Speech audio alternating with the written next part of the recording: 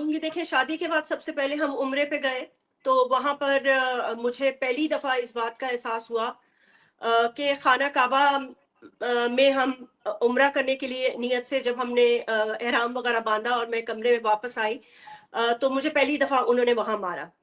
और ये मेरे लिए बड़ी हैरान कुन बात थी। एहराम की हालत में मुझसे उन्होंने बहुत शदीद लड़ाई की और मैं खामोशी से उम्रा करने चली गई। मैंने उनको कुछ नहीं कहा। उसके बाद वो गायब रहे।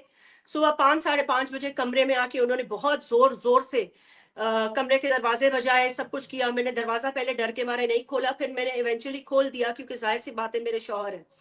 आके अंदर उन्होंने लड़ाई झगड़ा किया, अपना पासपोर्ट लेके जाने लगे और बहुत शोर किया। मैंने उनको बड़ा समझाया। मैंने कहा देखें, ये सऊदी अरेबिया है, पाकिस्तान नहीं है। अगर होटल रिसेप्शन तक आपकी आवाज चली गई तो अभी आपको पुलिस पकड़ के ले जाएगी और यहाँ से आपको कोई नहीं छुड़ा सकता। फिर उसके बाद उन्होंने मुझसे माफिया मांगी, कुरान पाक ले आए। हर बात में कुरान पाक ले आना, माफिया मांगना। मैं पाकिस्तान वापस आई, तब तक मेरी वालदा हयात थी। मैंने उनको ये बताया तो मेरी वालदा ने कहा कि बेहतर ये है कि दुनिया क्या कहेगी इस बात को छोड़ो, इस शख्स को घर से निकाल दो। By the way, he was living with we, वो मेरे घर में रह रहे थे।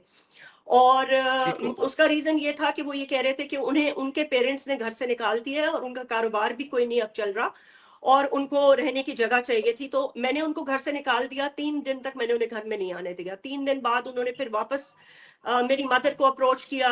फिर कुरान पाक लेके आए, उस पर हाथ रखा कि आज के बाद ऐसा नहीं होगा, ये नहीं होगा, वो नहीं होगा। 1-2 साल गुजरते गए। इस 1-2 साल के अंदर उन्होंने तशद्दुद उस वक्त मुझ पे नहीं किया। मतलब है कि इस तरह के मेरे पे रिस्ट्रिक्शंस लगानी कि मतलब मैं मीडिया में नहीं काम कर सकती, मुझे जॉब छोड़ना होगा। तो इस बात पे हमारी बहुत लड़ाइयाँ हुई बिकॉज आई टोल्ड हिम कि देखें, आपको पहले से पता था कि मैं एक एंकर हूँ, मैं जॉब करती हूँ, इस आदमी से बात नहीं करनी, इससे नहीं करनी। मैंने कहा भाई मेरा काम ही लोगों से बात करना है। तो अनफॉर्चुनेटली इस पे काफी ज्यादा लड़ाइयां होती रही, लेकिन अनफॉर्चुनेटली सिलसिला चलता रहा क्योंकि आपको पता है इंसान बहरहाल जब रिश्ते में होता है तो कॉम्प्रोमाइज कर लेता है। लेकिन बाद में जब मैंने इसका एनालिसिस किया तो मुझे फिर ये पता चला कि बाकायदा से मेरे प्रोफाइल को स्टडी किया गया, मुझे ट्रैप किया गया, जिसे हनी ट्रैपिंग कहते हैं। मेरी फाइनेंशियल सिचुएशंस देखी गई। फिर ये देखा कि मेरे वालिद जिंदा नहीं है, मेरी कोई फैमिली यहाँ नहीं है, मैं वालदा के साथ अकेली रहती हूँ, तो इजी टारगेट थी।